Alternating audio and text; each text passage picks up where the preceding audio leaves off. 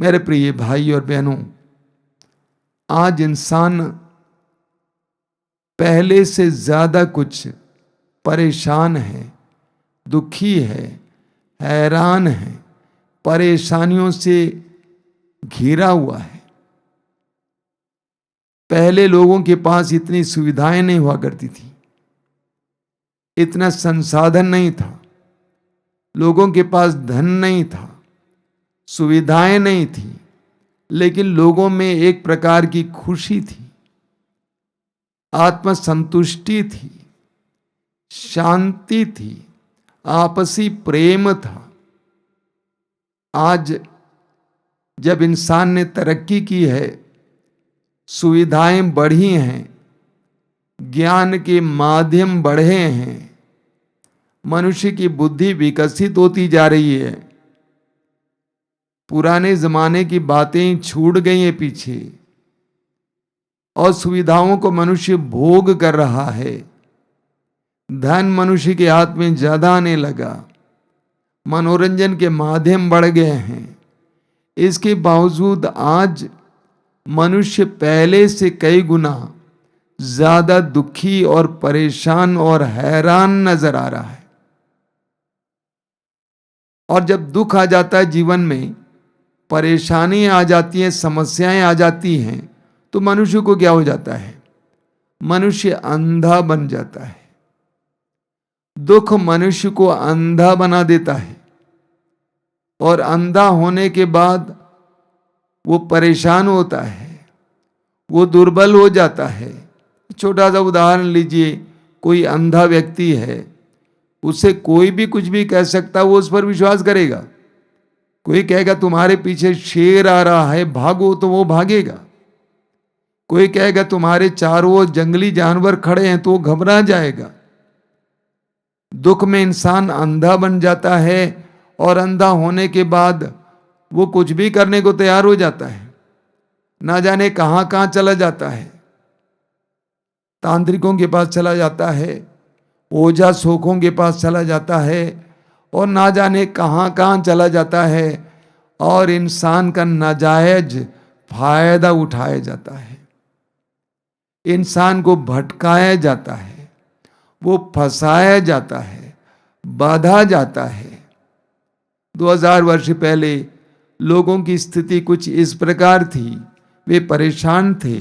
मत्ती के समाचार के अध्याय 9 उसके वाक्य 36 में पढ़ते हैं, लोगों को देखकर ईसा को उन पर तरस आया। लोगों को देखकर ईसा को उन पर तरस आया, क्योंकि वे बिना चरवाहे की भेड़ों की तरह थके मांदे पड़े हुए थे। प्रभु के जमाने में भी लोग दुखी और पीड़ित थे, लोग दरिद्र थे, उनके सुनने वाला कोई नहीं था। ऐसी परिस्थिति में प्रभु के हृदय में उनके प्रति करुणा थी, दया थी। चारों सुसमाचारों को पढ़िएगा, प्रभु यीशु चारों ओर घूम घूम कर लोगों को सहारा देते रहे। सुसमाचार का प्रचार तो करते ही थे, लेकिन उसके साथ साथ रोगियों, दुखियों, पीड़ितों, पापियों के प्रति अपने प्रेम को प्रकट करते थे। रोगियों को चंगा करते थे, दुखियों को दिलासा देते थे, पापियों को शरण देते थे, उनके जीवन में परिवर्तन लाते थे। मत्ती के सुसमाचार के अध्याय 11 उसके वाक्य 28 में हम पढ़ते हैं, 28 और 29 में प्रभु कहते हैं, थके मांदे और बोझ से दबे हुए लोगों, तुम सभी मेरे पास आओ, मैं तुम्हें विश्राम दूंगा। थके मांदे और बोझ से दबे हुए लोगों, तुम सभी मेरे पास आओ, मैं तुम्हें विश्राम दूंगा। मेरा जुआ अपने ऊपर ले लो और मुझसे सीखो, मैं स्वभाव से नम्र और विनीत हूं, इस तरह तुम अपनी आत्मा के लिए शांति पाओगे। प्रभु यीशु कहते हैं, थके मांदे और बोझ से दबे लोगों, मेरे पास आओ, मैं तुम्हें विश्राम दूंगा। आज इंसान कितना थका हुआ है, कितना बोझ से दबा हुआ है। कितने ही लोग बुरी आदतों के शिकार बने हुए हैं, नशे के शिकार बने हुए हैं, वे थक गए हैं। उनका परिवार थक गया है, वे नशे से बाहर आना चाहते हैं लेकिन आ नहीं पाते हैं। कितने ही लोग अश्लीलता के और व्यभिचार के शिकार बने हुए हैं। वे अश्लीलता के शिकार हैं, उससे बचना चाहते हैं। गंदी और बुरी आदतों के शिकार हैं, उससे बाहर आना चाहते हैं। गंदे रिश्ते रख रहे हैं, उससे बाहर आना चाहते हैं। थके हुए हैं, दबे हुए हैं, उनको नहीं मालूम क्या करना है।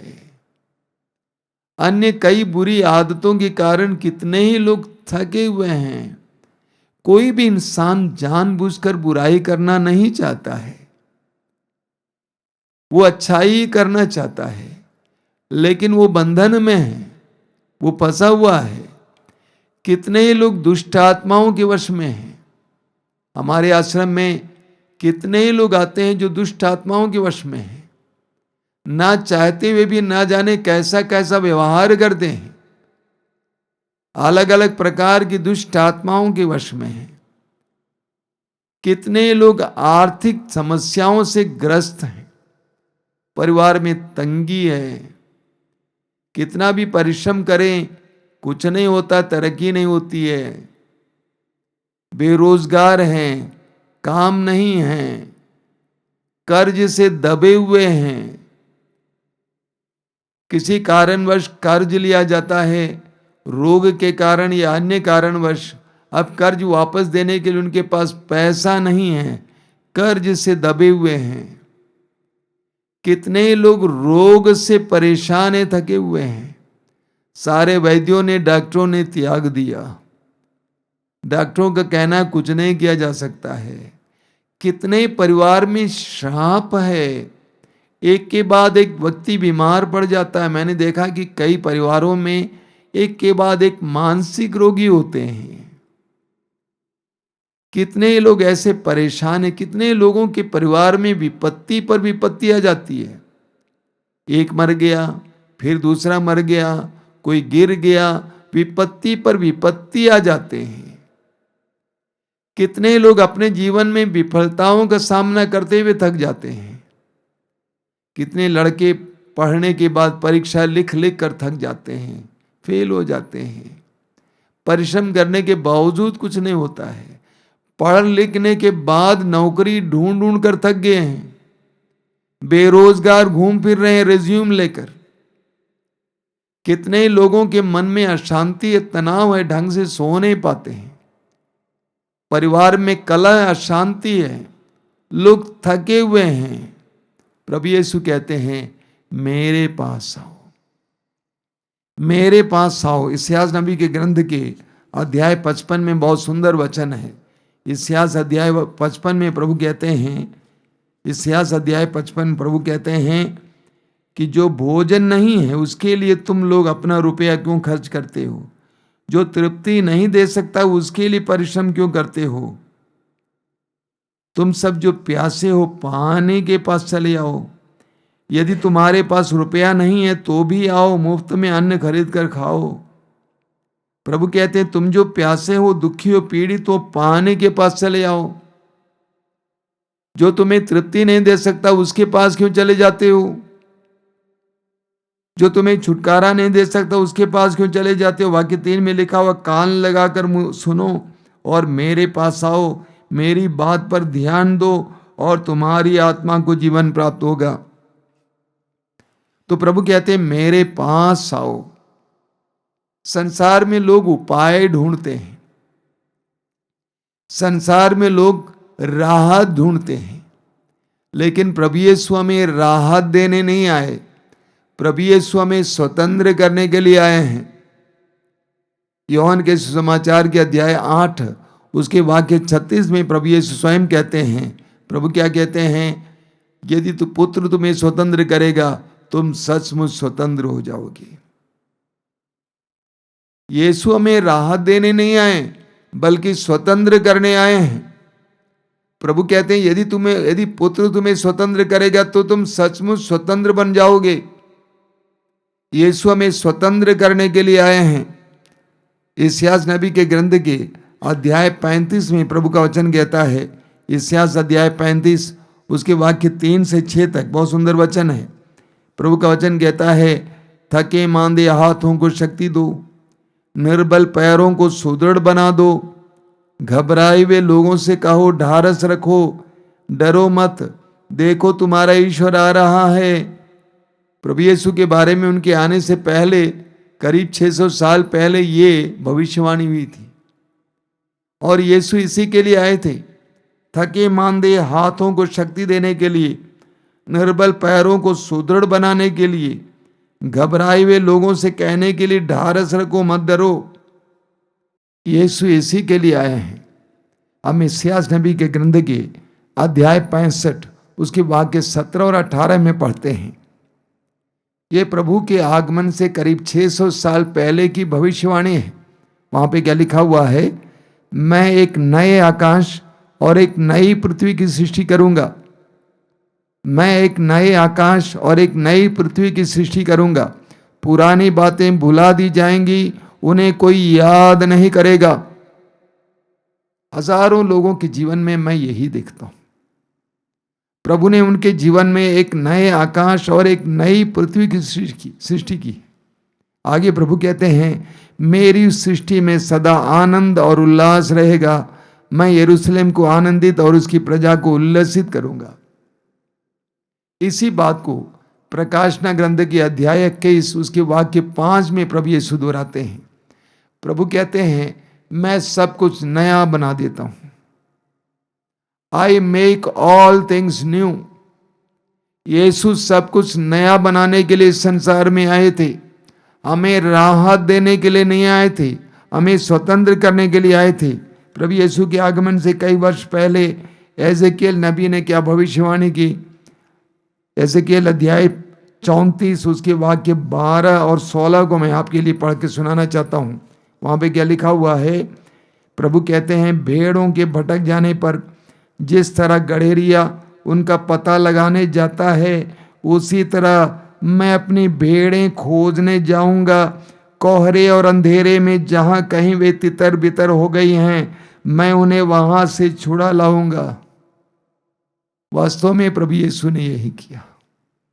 कोहरे और अंधेरे में जहां कहीं भी वे तितर बितर हो गए हैं, उनको वहां से खोज निकाल के ले आऊंगा। वाक्य 16 में लिखा हुआ है, जो भेड़ें खो गई हैं मैं उन्हें खोज निकालूंगा, जो भटक गई हैं मैं उन्हें लौटा लाऊंगा, जो घायल हो गए हैं उनके घावों पर पट्टी बांधूंगा, जो बीमार हैं उन्हें चंगा करूंगा।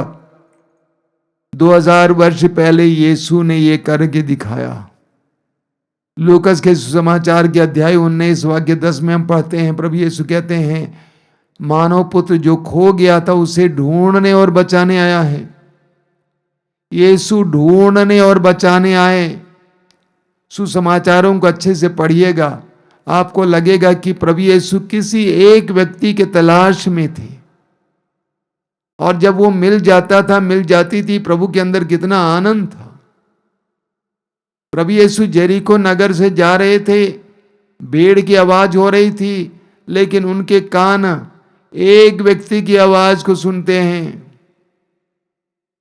प्रभु यीशु समारी स्त्री के इंतजार में कुएं के पास बैठ जाते हैं।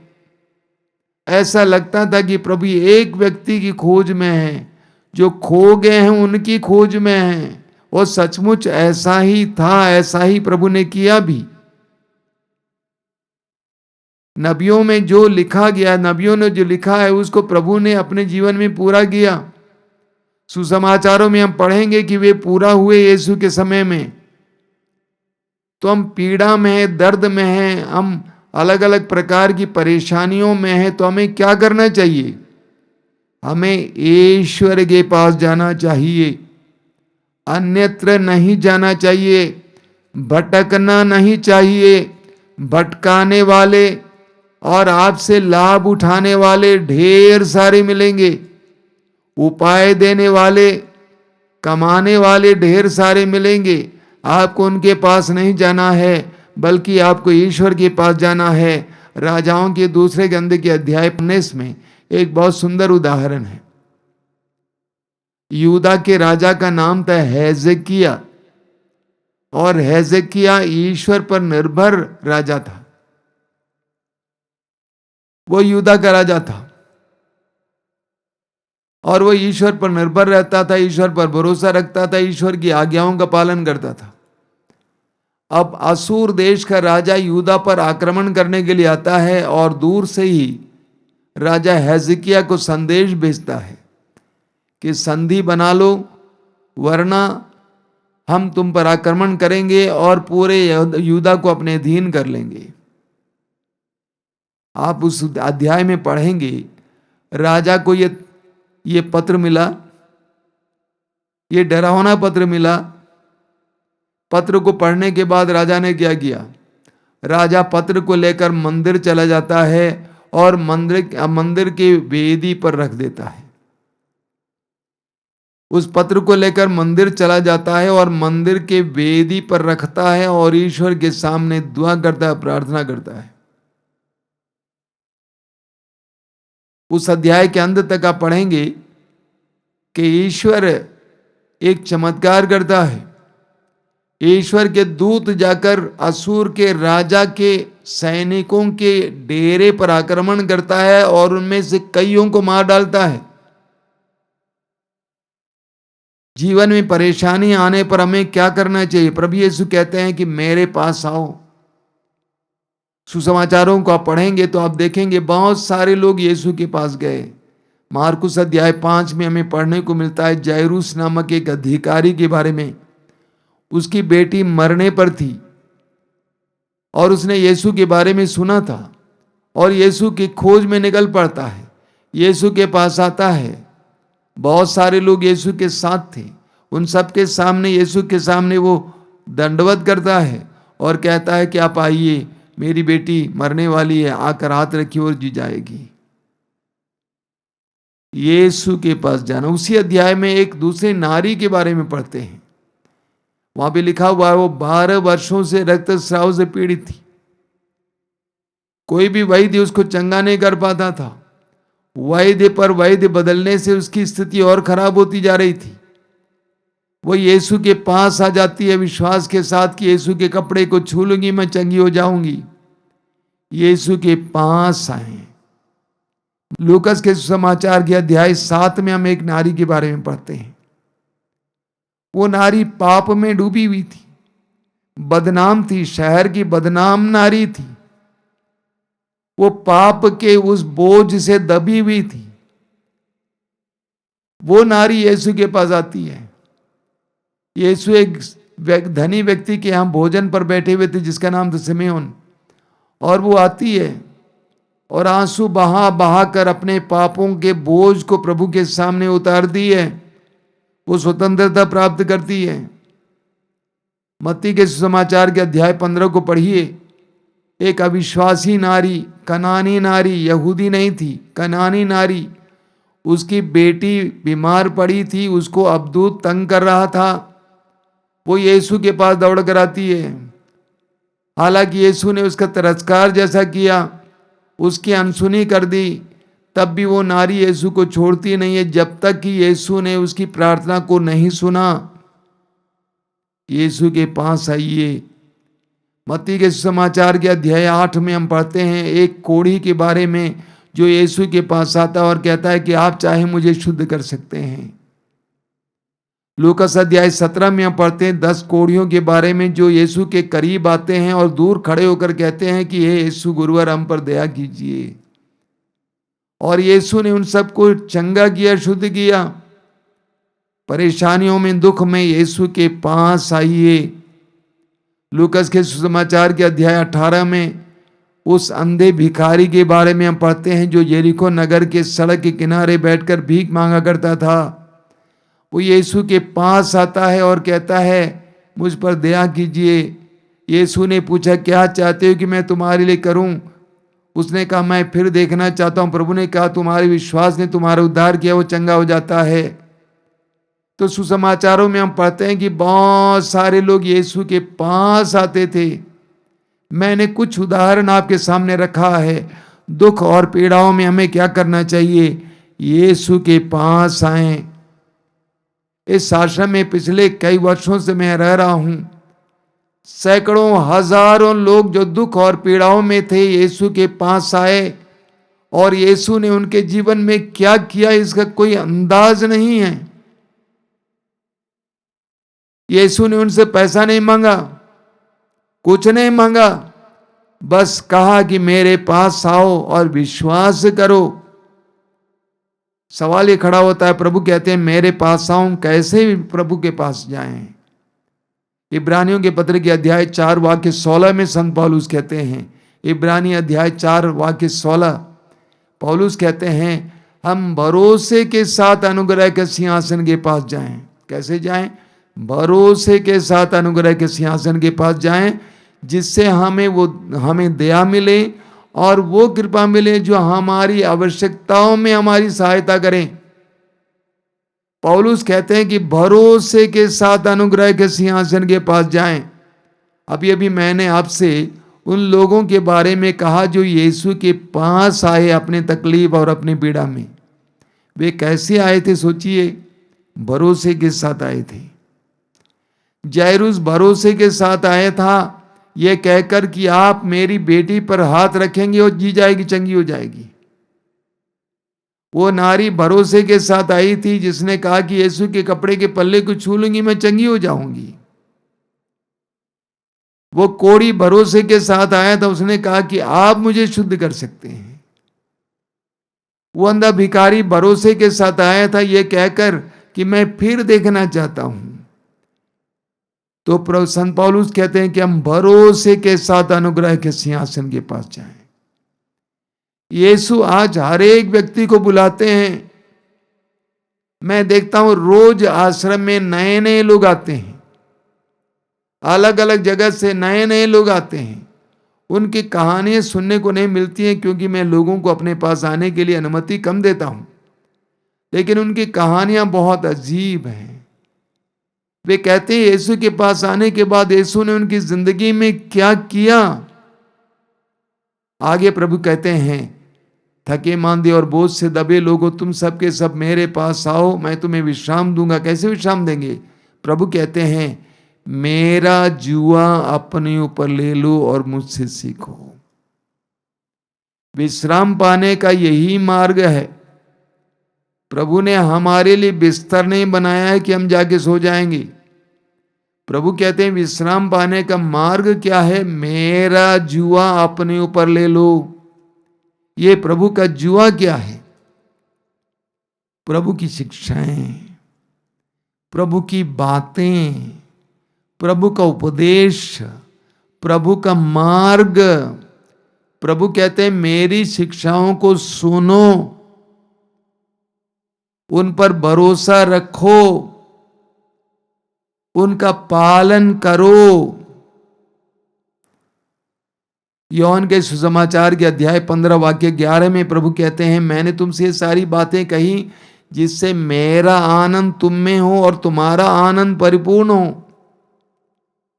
प्रभु कहते हैं कि मैं तुम्हारे आनंद को परिपूर्ण करने वाली बातें बताता हूं, तुमसे कुछ लेने के लिए नहीं कहता हूं।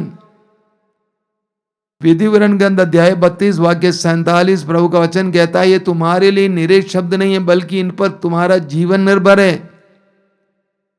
योहन अध्याय 10 वाक्य 10 में प्रभु यीशु कहते हैं चोर चुराने, नष्ट करने, मार डालने आता है, लेकिन परंतु मैं इसलिए आया हूं कि तुम्हें जीवन मिले, बल्कि परिपूर्ण जीवन मिले। तो प्रभु कहते हैं मेरा जुआ अपने ऊपर ले लो, यानी मेरी बातें धारण करो, ग्रहण करो, मेरी शिक्षाओं पर विश्वास करो।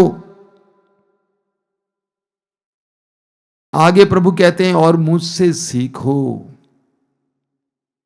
मुझसे सीखो, मेरी बातों को मानो, शिक्षाओं को मानो, उनका पालन करो और मुझसे सीखो। जब भी प्रभु शिष्यों को बुलाते थे प्रभु कहते थे मेरे पीछे चले आओ। प्रभु ने स्वयं दुखों का सामना करते हुए, परेशानियों का सामना करते हुए हमारे आगे आगे चल दिए हैं। प्रभु कहते मेरे पीछे चले आओ। मेरी शिक्षाओं को ग्रहण करो और मेरे पीछे चले आओ,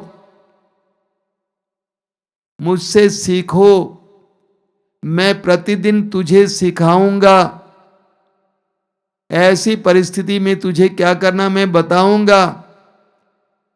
तरक्की और तुम्हारे कल्याण का मार्ग क्या मैं तुम्हें बताऊंगा, मुझसे सीखो।